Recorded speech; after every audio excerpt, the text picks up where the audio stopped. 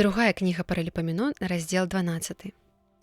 І калі царства Рабаама усталявалася і ўмацавалася, занядбаў ён закон Господаў і з ім увесь Ізраэль.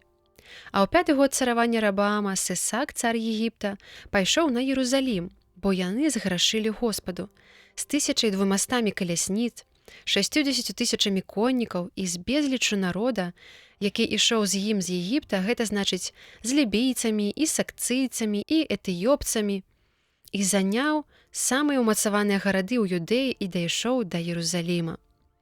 Сямея ж прарок пайшоў да Рабаама і князёў Юдэі, якія сабраліся ў Єрусаліме, уцёкшы ад Сесака, і сказаў ім: «Гэта кажа Господ, вы пакінулі мяне, і я пакіну вас у руцэ Сесака».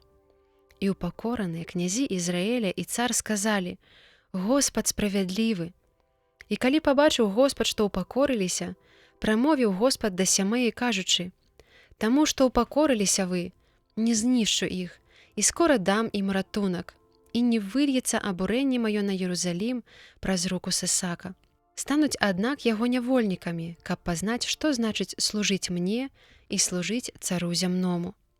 Такім чынам напаў Сесак, цар Егіпта, на Єрусалім і забраў скарбы святыні Господавай і палаца царскага.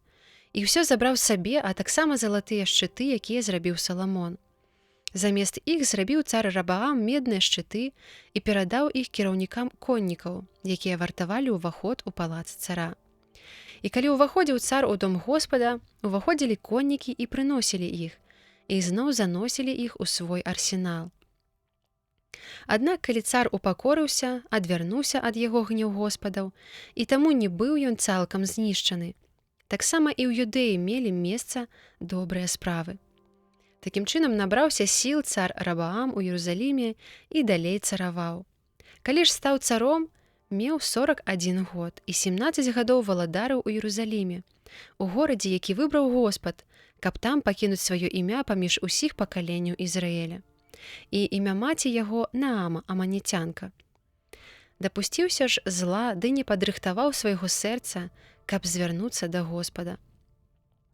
А дзеянні Рабаама, першыя і апошнія, апісаны ў словах прарока Сямея і Адо, прадракальніка, а таксама радаводы і войны, якія ўзніклі між Рабаамам і Ерабаамам за ўвесь час.